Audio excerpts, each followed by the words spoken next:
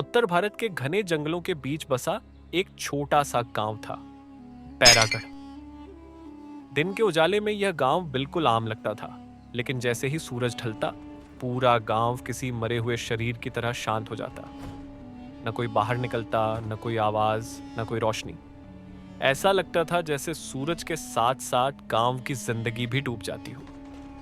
गांव के बाहर एक टूटा फूटा बोर्ड लगा था, जिस पर धुंधले अक्षरों में लिखा था, सूर्यास्त के बाद रुकना मना है। कोई नहीं जानता था कि यह चेतावनी किसके लिए थी, लेकिन जो भी इसे नजरअंदाज करता, वो दोबारा कभी दिखाई नहीं देता। इसी गांव से जुड़ा था रवि, एक सीधा सादा शहर में रहने वाला लड़का। रवि कई सालों से शहर में नौकरी कर रहा था। उसके पिता की मौत बचपन में ही हो चुकी थी और माँ ही उसकी पूरी दुनिया थी। एक दिन अचानक उसकी माँ की तबीयत बहुत ज्यादा बिगड़ गई। डॉक्टर ने साफ कह दिया था, अगर समय पर दवा और इलाज नहीं मिला तो बचने की उम्मीद बहुत कम है। उस इलाज के लिए पैसे चाहिए थे और पैसे के लिए रवि को अपने पुश्तैनी घर के कागज लेने गांव जाना पड़ा, वही बैरागढ़। जब बस बैरागढ़ के पास रुकी तो शाम ढल चुकी थी। चारों तरफ अजीब सी खामोशी थी। न बच्चे खेलते दिखे, न कोई आदमी बातें करता। रवि जब गांव के अंदर पहुंचा तो उसे महसूस हुआ कि लोग उसे देखकर अचानक अपने अपने घरों के दरवाजे बंद कर रहे हैं। एक बूढ़ी औरत ने कांपती आवाज में उससे कहा, बेटा, अंधेरा होने से पहले यहां से निकल जा, ये गांव रात के लिए नहीं है। रवि ने बात को नजरअंदाज किया और अपने बाबा के पुराने घर की तरफ बढ़ गया। घर बहुत पुराना था, टूटी दीवारें, जंग लगा ताला और अंदर से आती सीलन की बदबू। रात गहरी हो चुकी थी। करीब 11 बजे रवि बिस्तर पर लेटा हुआ था कि अचानक ठक ठक ठक दरवाजे पर दस्तक। रवि ने आवाज लगाई। कौन? बाहर से जो आवाज आई उसने उसके शरीर में सिहरन दौड़ा दी। वो आवाज उसी की थी। मैं हूं रवि, दरवाजा खोल। रवि का गला सूख गया। उसने डरते डरते खिड़की से झांकने की कोशिश की, लेकिन बाहर सिर्फ अंधेरा था।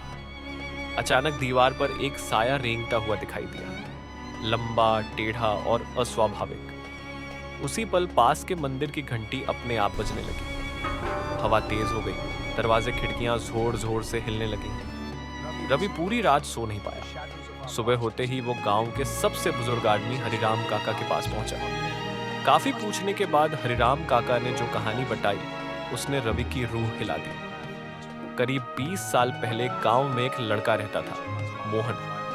सीधा साधा, मेहनती और सच्चा।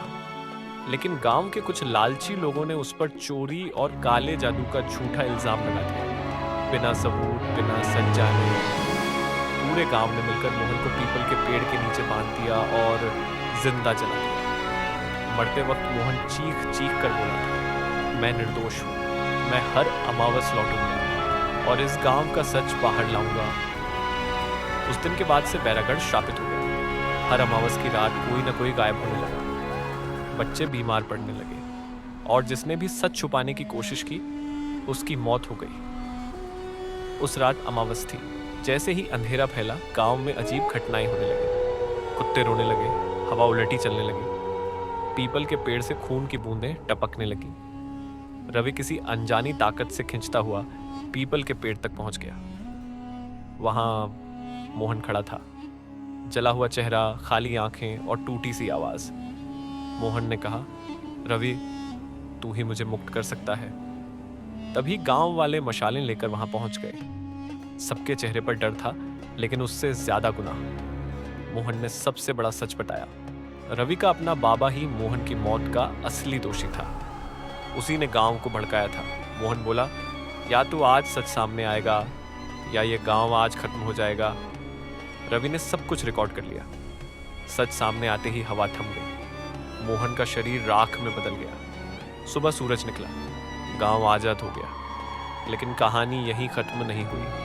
जब रवि बस में बैठकर शहर लौट रहा था, बस की खिड़की में उसे अपनी परछाई दिखी, पर वो उसकी नहीं थी, वो मोहन की थी और उसके चेहरे पर एक डरावनी मुस्कान थी। कहानियां कभी खत्म नहीं होती। ऐसे मजेदार डॉक्यूमेंट्री वीडियो देखने के लिए लाइक, कमेंट, शेयर और सब्सक्राइब जरूर करें।